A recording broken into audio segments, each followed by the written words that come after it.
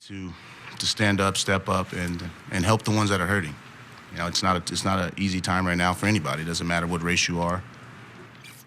It's a tough time for the city of Baltimore, and my prayers have been out for all the families, all the kids out there. They're hurting, and I think the big message is to stay strong, Baltimore, stay safe.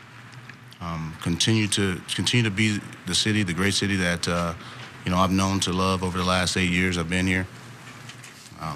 Continue to be who you are. I know there's been a lot of damage in the city, but there's also been a lot of good.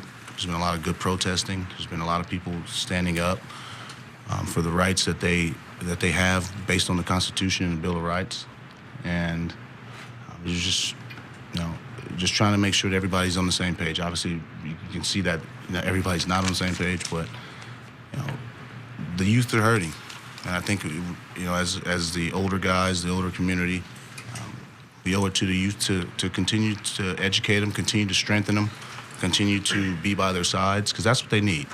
I don't think they need more antagonizing. I think they need a shoulder to cry on, and I think the city leaders can be that for these kids and for the community. Adam, you've become the face of this franchise. You're a star in the city. You're active in the city. You actually go out to places. It's not just financial. If you could talk to, in particular, the children that are going through this, in particular with your background prior to pro ball, what advice or what comfort can you give them? Well, the comfort I can give them is someone has your back. Obviously, it looks like when you look at the picture that no one is fighting for you, but there's people out there like myself. I can't just name all the athletes because there's so many city leaders that are actually doing things in Baltimore that are affecting change. And I'd say to the youth, your frustration is warranted. It's understandable, understood. The actions, I don't think are acceptable. But if you come from where they come from, you understand. But I just think that ruining the community that you have to live in is never the answer, due to the fact that you're gonna have to wake up in 3 or 4 days and go right back to those convenience stores, go right back to all those stores. I think that this is their cry, and obviously this isn't a cry that is acceptable, but this is their cry, and therefore we have to understand it. And like I said, they need hugs, they need love, they need support, and as much as I can give, as much as I know people in my position can give, I'm gonna try and give as much as I can because the city needs it. Adam, given everything that's going on outside, how difficult will it be today to concentrate on the game, especially with there not being any crowd?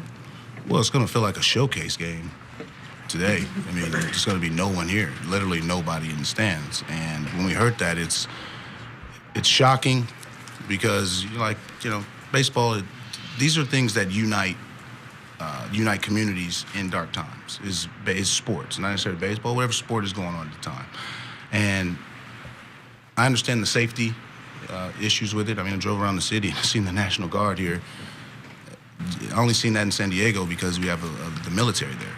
But it's sports unite communities, and to have like I said, to have fans, it'd be awesome so that it can give them 3 hours of distraction away from what's really going on, and that's what sports brings. It's just it's a small distraction to the real world, and I think the people of Baltimore need that. But at the same time, the safety of those people are very important to the Orioles, to Major League Baseball, and to the city of Baltimore. So therefore, it's understandable why they aren't allowing any fans. It's going to be weird, but it's understandable.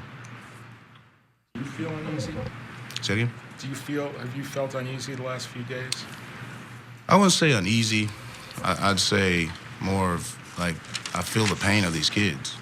I mean, let's not forget I grew up in similar tracks as them, and I understand them. A lot of friends and family, I see that it's just not easy seeing seeing a community that you're trying to affect change in, seeing these kind of things.